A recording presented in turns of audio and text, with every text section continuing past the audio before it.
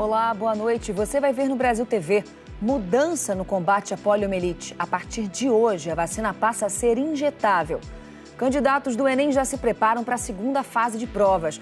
Mas no Espírito Santo, uma aluna não conseguiu fazer o exame porque ficou presa no elevador. Você também vai ver o descarte irregular de lixo deixa um gari ferido. Tinha uma seringa com agulha no meio dos resíduos. Moradores chamam os bombeiros para retirar abelhas de um quintal e se surpreendem com o resultado. Todas foram mortas. E ainda, a retomada do turismo no Rio Grande do Sul ganha novo impulso com a reabertura do aeroporto Salgado Filho. E a morte do cantor Aguinaldo Rayol.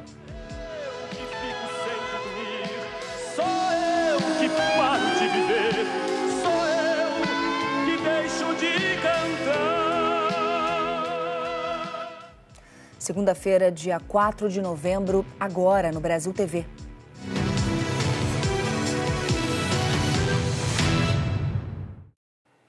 A gente começa o Brasil TV de hoje falando de saúde. A partir de hoje, a dose de reforço da vacina contra a poliomielite deixa de ser em gotinha e passa a ser injetável. E, vale o alerta, hein? É muito importante levar as crianças até os postos. No ano passado, a vacinação ficou abaixo da meta. A troca já foi feita nos postos de todo o país. E, segundo o Ministério da Saúde, o estoque da dose injetável da polio está abastecido. Os estados e o Distrito Federal receberam 1.600.000 doses. Aqui nessa central ficam guardadas as 20.900 doses enviadas para o DF e que seguirão daqui para os postos de vacinação. E até o fim do mês, o governo vai recolher os frascos de gotinhas que ficaram nos estados. A partir de hoje, as 2 gotinhas do reforço aos 15 meses e aos 4 anos de idade foram substituídas por uma dose de vacina injetável apenas aos 15 meses. As doses da vacina injetável aos 2, 4 e 6 meses de vida continuam valendo, ou seja, no total as crianças vão receber 4 doses de vacina contra a polio. Mesmo com a mudança, o personagem Zé Gotinha vai continuar nas campanhas de vacinação. A poliomielite é uma doença causada por um vírus e pode levar à paralisia muscular, principalmente das pernas. Há 34 anos, graças à vacina, o Brasil conseguiu erradicar a polio. Por isso a importância da imunização. No ano passado, a vacinação contra a polio ficou abaixo da meta de 95% do público-alvo. A diretora da Sociedade de Pediatria afirmou que a troca atende às recomendações da Organização Mundial da Saúde e reforçou que a versão injetável aumenta a segurança da vacina. Ela é mais segura e vai induzir uma resposta imune a longo prazo. A população vai ficar mais protegida de algum vírus que tenha entrada com algum viajante. Então, nesse momento atual, a vacina injetável é o que é indicado. Os candidatos do Enem, o Exame Nacional do Ensino Médio, já se preparam para o segundo dia de provas, que é no próximo domingo, dia 10. Ontem, primeiro dia do exame, muita gente foi eliminada por desrespeitar as regras do concurso. Um dia depois da primeira prova, cá estão eles de novo, estudando. Sala de aula cheia. Eu acho que é um ciclo de preparação constante, assim. O primeiro dia do Enem foi de questões de linguagens e ciências humanas, além da redação. O tema, desafios para a valorização da herança africana. Não digo que foi fácil, porque não tem mais fácil, mas foi bem.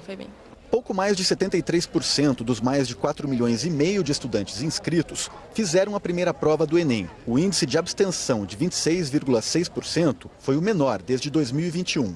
Segundo o INEP, Instituto do Ministério da Educação responsável pelo Enem, quase 5.000 alunos foram eliminados porque descumpriram regras do Enem, como a proibição de usar celular. A Polícia Federal apura a tentativa de um candidato sair com o caderno de questões antes do horário permitido. Agora os estudantes têm a segunda e última etapa do Enem no próximo domingo, com 45 perguntas de ciências da natureza, que englobam física, química e biologia, e outras 45 questões de matemática e suas tecnologias. Nesta sala de aula em Brasília, a segunda-feira foi de estudo sobre física. Para a TIE, a revisão de conteúdos agora é fundamental. Sempre cai aquelas questões típicas, né? Daí a gente vai refazendo os exercícios dos anos anteriores e vai tentando se preparar para uma prova que a gente não tem como prever. Nesta escola, na zona norte do Recife, os alunos aproveitaram a segunda-feira para avaliar o desempenho no primeiro dia e manter o foco para o próximo domingo. Vamos fazer mais questões e principalmente vamos descansar, porque é o que a gente precisa para fazer uma boa prova, é estar com a mente no lugar. O ano todo a gente estudou para isso, a gente foi lá, fez o que a gente pôde fazer e agora é seguir para frente. Se você foi bom ou não, a gente vai ter que seguir para frente, porque a gente tem agora metade da prova para fazer na semana que vem. O gabarito oficial da prova vai ser divulgado no dia 20 de novembro. Já o resultado com as notas individuais deve ficar disponível no dia 13 de janeiro de 2025. O G1 traz o gabarito extraoficial. Você já sabe o endereço, g1.com.br. E nem todo mundo conseguiu chegar a tempo para as provas do primeiro dia do Enem. Foi o que aconteceu com uma estudante em Linhares, no Espírito Santo. Ela faltou ao exame por um motivo inusitado. A Gabriela Dalvi, de 17 anos, estava com o pai quando o elevador do prédio simplesmente parou. A candidata tinha acabado de sair para fazer o Enem numa escola perto de casa quando aconteceu a pane. Foram 40 minutos dentro do elevador, tempo suficiente para impedir que ela chegasse a tempo para as provas. A estudante disse que chegou a pensar em forçar a porta, mas, claro, né, gente, teve medo. Ela vai continuar estudando para fazer o Enem no ano que vem. E alunos da rede municipal de São Benedito do Rio Preto, no Maranhão, passam por todo tipo de dificuldade para estudar. Falta de transporte adequado, salas em péssimas condições, calorão durante as aulas. E um levantamento aponta que o dinheiro destinado à educação teria sido desviado para a família do prefeito. Estamos em São Benedito do Rio Preto, a 244 quilômetros de São Luís. Não é difícil encontrar escolas em precárias condições por aqui. Fica muito quente, a gente fica suadão. Nesta, os estudantes convivem com o risco diário há mais de um ano. Que dificuldades você encontra na sala de aula? Tem esse buraco no meio da sala de aula. Esse cara, alguém quebrar a perna, pisa nele. O município tem pouco mais de 18 mil habitantes. Foi aqui o registro do pior IDEB do país, do primeiro ao quarto ano do ensino fundamental. Na porta da escola, que teve a pior nota, um ônibus sucateado, caindo aos pedaços. Cristiane tem 2 filhos. A escola onde eles estudam fica a 6 quilômetros de casa. E não tem transporte escolar. Todo dia de manhã, hora dessa, eles vão para a escola caminhando e chega todo sujo, a roupa toda suja por causa da poeira do caminho.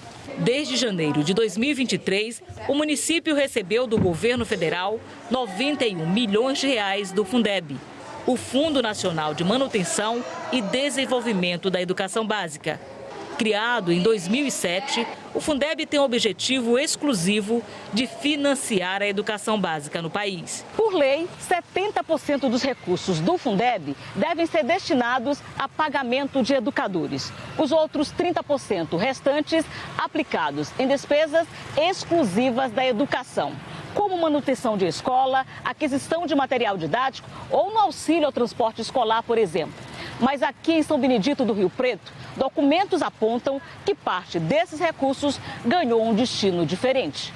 O prefeito Alas Rocha, do Republicanos, se reelegeu para um segundo mandato. Durante o período eleitoral, denúncias de corrupção na prefeitura viralizaram na região. Tivemos acesso a todos os extratos da conta do Fundeb do município, de janeiro de 2023 a julho deste ano. Os documentos confirmam transferências do Fundeb para contas de mais de 1.500 pessoas. O superintendente da Controladoria Geral da União reforça que só profissionais da educação podem receber repasses do Fundeb. Tem que constar na folha de pagamento do município como um profissional da educação básica, de uma escola. Mas, segundo o levantamento, não foi esse o destino das transferências. Os documentos mostram que 11 parentes do prefeito, o Alas Rocha, e da primeira-dama, Brenda Gabriela Nunes da Silva, receberam os recursos do Fundeb ilegalmente. Só para eles, a soma dos valores transferidos chega a mais de 317 mil reais. Segundo a apuração, o esquema também usava laranjas, que emprestavam suas contas bancárias para receber ilegalmente o dinheiro do Fundeb. Esta lavradora, que prefere não se identificar, conta que em 2022 foi procurada por um funcionário deste posto de combustível.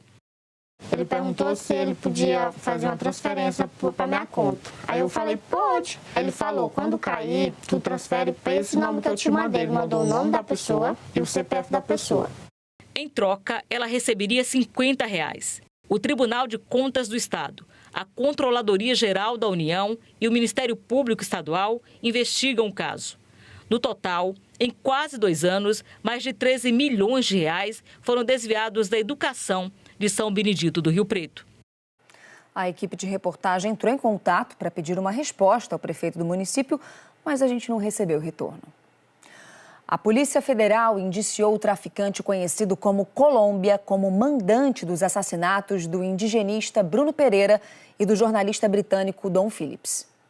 Foram mais de 2 anos de investigação até a Polícia Federal concluir que Rubem Dário da Silva Vilar, conhecido como Colômbia, teve participação direta nos assassinatos do indigenista Bruno Pereira e do jornalista britânico Dom Phillips, em junho de 2022, no Vale do Javari, no Amazonas. A investigação apontou Amarildo da Costa Oliveira, o irmão dele, Ozenei, e Jefferson da Silva como autores dos assassinatos. Os 3 já respondem processo na Justiça. Amarildo e Jefferson estão presos em presídios federais. Ozenei está em prisão domiciliar e é monitorado por tornozeleira eletrônica. Outros 5 suspeitos respondem pelo crime de ocultação de cadáver. Segundo as investigações, Bruno e Dom foram vítimas de uma emboscada. Eles estavam numa lancha quando foram perseguidos por Amarildo e Jefferson, que atiraram contra as vítimas. Agora vem um alerta lá do Gama, no Distrito Federal, mas que vale para o país inteiro. O descarte incorreto de produtos perigosos, além de crime ambiental, coloca em risco a saúde dos trabalhadores da limpeza urbana. Um gari teve o dedo perfurado por uma seringa descartada de forma irregular. No vídeo feito pela equipe do SLU, agulhas, frascos de anestésicos e outros materiais cortantes misturados ao lixo de um condomínio no Gama. Olha o tanto de remédio. Isso é uma sacanagem, pô. Tá nem pros gari, ó. Não bota dentro de uma caixa, de uma garrafa PET. Aí o gari furou o dedo agora. O gari precisou tomar um coquetel de medicamentos para evitar infecções por materiais contaminados. Descarte de perfuro cortantes provenientes de serviços de saúde utilizados em casa possuem um risco biológico e devem ser encaminhados para unidades de saúde mais próxima.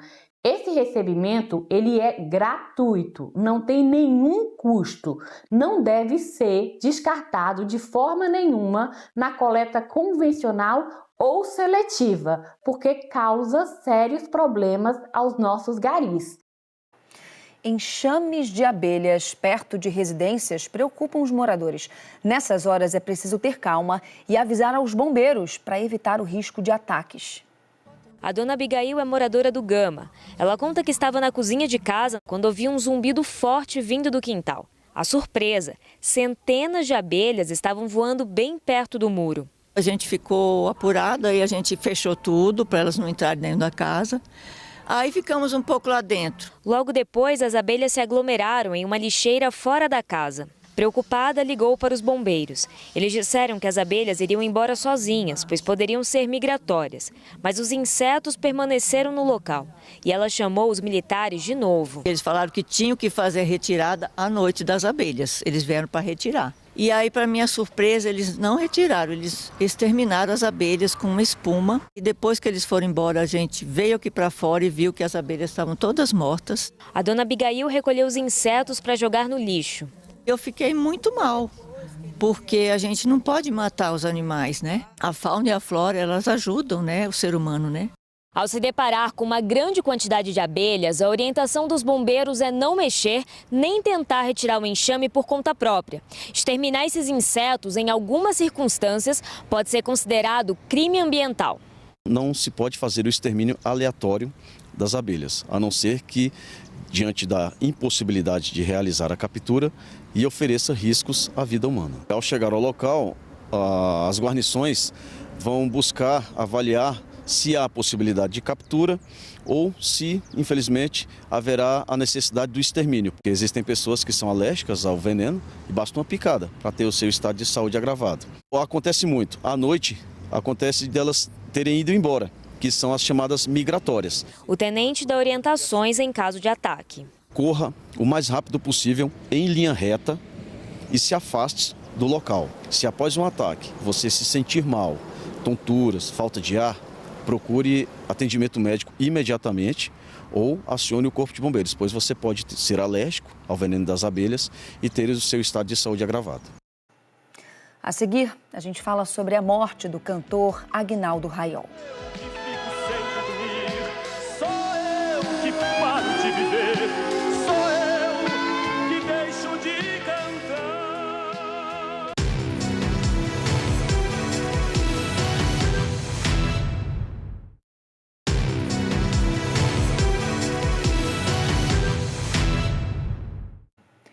O cantor Aguinaldo Raiol morreu aos 86 anos em São Paulo. Ele teve uma das vozes mais potentes da música brasileira e também atuou no cinema. Com uma voz marcante, grave e aveludada, Aguinaldo Raiol cantava o amor. Que você riu de mim. Foram mais de 70 anos de carreira, passeando por diversos estilos musicais.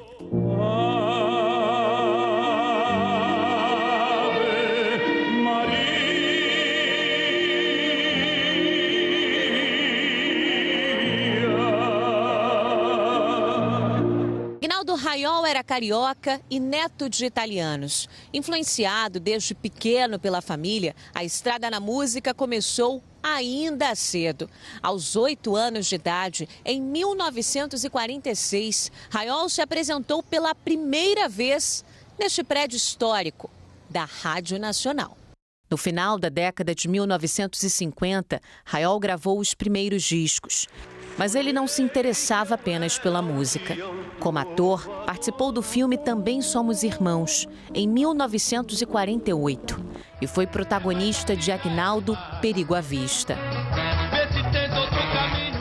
A relação dele com a língua italiana é bem conhecida pelos fãs brasileiros.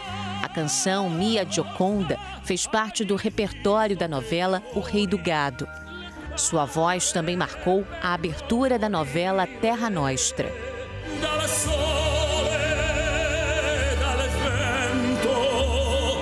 Amigo de artistas como Hebe Camargo e Calbi Peixoto, Aguinaldo Raiol protagonizou encontros que renderam duetos inesquecíveis. Esse profissional que se vai, que com 86 anos mantinha o viço e o brilho de sempre. Um exemplo para todos nós, cantores. Ai, Gui, puxa vida. Obrigado por tudo. Vai em paz, meu irmão. Sou eu que deixo de cantar.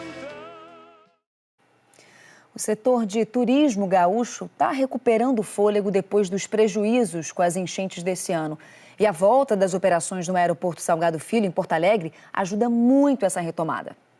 O Neilton veio da Bahia e pousou em Porto Alegre para visitar a Serra. Eu planejei um ano, não conheço ainda o Rio Grande do Sul, não conhecia nem Porto Alegre e já estou encantado com o Gramado. Aqui em Gramado, 86% da economia está ligada ao turismo. Mas nos últimos meses, a ocupação média dos hotéis foi de apenas 35%. O que deve mudar agora, especialmente com a programação de Natal. São 3 meses de atrações. O Natal Luz segue até 19 de janeiro. Em Canela, o Sonho de Natal tem dezenas de espetáculos, como a descida do Papai Noel pela Catedral de Pedra. Estratégias também são pensadas para os meses de verão. O setor de turismo estima que o prejuízo na região ultrapassou R$1 bilhão entre maio e outubro. Nós já sentimos uma boa melhora aí nas vendas para o mês de novembro. Para o mês de dezembro, elas estão realmente aquecidíssimas. Para os primeiros visitantes, essa agência deu cortesias para um passeio por Gramado e Canela após a retomada. E está lançando um roteiro pelas fábricas de chocolates. E agora com os voos, as pessoas já têm essa segurança, né? Que tem mais essa opção, que é a nossa principal opção para chegar aqui no Rio Grande do Sul. A retomada do Salgado Filho impulsiona o turismo na Serra. O aeroporto de Caxias do Sul, que serviu como rota alternativa por 5 meses, voltou a operar com o mesmo número de chegadas e partidas de antes das enchentes, 3 voos diários para São Paulo. Uma campanha nacional busca posicionar o estado como um dos principais destinos turísticos do Brasil e divulga atrativos em todas as regiões do estado. A gente aproveitou nossa lua de mel e não podia escolher um lugar melhor do que não Gramado, tá? Então quem puder vir, venha, é maravilhoso, não vai se arrepender. O setor é responsável por 4% do PIB do Rio Grande do Sul. O turismo é uma matriz econômica no Rio Grande do Sul de muita competitividade e a que tem a característica de poder trazer novos recursos, especialmente num momento como esse. E a gente encerra o Brasil TV com um exemplo muito legal que vem do sertão de Pernambuco. Alunos participam de passeios pelo Rio São Francisco e pelas áreas de Caatinga para ver de perto a importância da preservação da natureza. A aventura desse grupo de estudantes começa logo na travessia do Rio São Francisco. As belezas do Velho Chico contrastam com as consequências da seca. As pedras e os bancos de areia no meio do rio estão cada vez mais visíveis. Nada foge ao olhar curioso dos alunos. Eu tô achando muito legal, espero que seja também muito legal e eu tô muito ansiosa. Logo, eles chegam à Ilha do Maçangano, no sertão pernambucano, uma das maiores da região. Nós estudamos também a questão da mata ciliar, o assoreamento do Rio São Francisco e eles estão assim bem empolgados, porque eles estão defendendo o meio ambiente, né, o Rio São Francisco. Depois a expedição seguiu para uma área de Caatinga. Aqui os estudantes aprenderam sobre a importância desse bioma que vem sofrendo com as queimadas. De janeiro a setembro, a área destruída pelo fogo passou dos 150 mil hectares, segundo dados do MAP Biomas. A seca, a Caatinga, ela fica desidratada, pode ser assim a vegetação, e com isso o ambiente muito quente, né, o sol quente, então assim, isso ajuda, né, para proliferar o incêndio, até mesmo os ventos, né, que contribuem com esse aumento de número de queimadas. O Corpo de Bombeiros e brigadistas do Preve Fogo, a Brigada de Incêndios Florestais do IBAMA, repassaram aos estudantes a importância de se evitar as queimadas. Falar também sobre a questão do evitar os incêndios florestais, certo? E qualquer tipo de queima controlada, certo? Elas têm que ter esse conhecimento. A gente aqui na nossa comunidade tem muitas queimadas e através dessas informações que nossos estudantes vão levar para casa, a gente espera que acabe de uma vez com essas queimadas aqui na nossa comunidade. A degradação do Rio São Francisco e a destruição da Caatinga são realidades muito próximas das comunidades do semiárido. Esse trabalho de orientação com as crianças tem o objetivo de formar adultos com maior consciência ambiental no futuro. O objetivo é que a gente possa criar memórias afetivas dessas crianças com o meio ambiente, especial com a Caatinga, com o Rio São Francisco. Essas ações são primordiais porque através delas a gente consegue chegar também aos cuidadores. A gente estima que nessas ações a gente chegou a atingir mais de 600 pessoas diretamente porque elas levam, além do material, esse conteúdo para casa. Ao fim da expedição, os estudantes plantaram mudas de árvores nativas e provaram que aprenderam nessa aventura no sertão. Eu aprendi que o fogo, ele pode destruir tudo, mas a gente precisa ter muito cuidado. Pode matar animais, pode destruir ninhos e matar pessoas. A gente precisa preservar a natureza, que a natureza é muito boa e que se a gente não preservar ela, a gente não vai ter esse mundo tão lindo que a gente tem hoje por causa dela. É verdade. Brasil TV fica por aqui. Outras notícias no Jornal Nacional às 8h30 da noite, hora de Brasília. Uma ótima noite para você. Até amanhã. Tchau, tchau.